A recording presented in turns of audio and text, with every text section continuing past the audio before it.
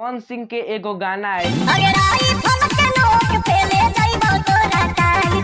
तो हम सोचनी कि चला पवन सिंह चोली आ घाघरा से तक गोली पे अइलन नु, लेकिन सरवा 2 दिन बाद हमार ई पता चलल कि ई तो गानवा चोरी के ह।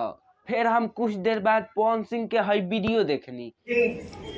चोरी मैं नहीं करता, आप भोजपुरी इंडस्ट्री में केकर चोरी पवनवा करी रे।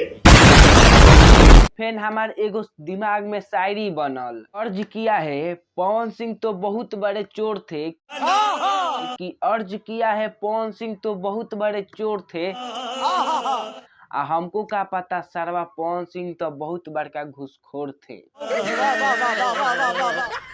तुमसे ना हो पाएगा। एहिला काहेला Pawan Singh power star hocus, लेकिन लोग ट्रेंडिंग स्टार खेसारी लाल के ही ज्यादा सपोर्ट करेला आ मानेला।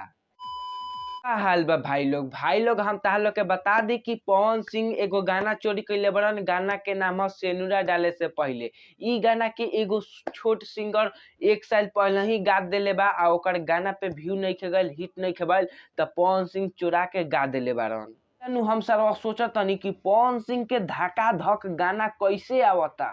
बात तो सही है। मार तो लागता कि पवन सिंह के सब गानवा चोरिए कैल ह। पवन सिंह पे विश्वास नहीं है। लोग के का लागता कमेंट करके बताओ लोग।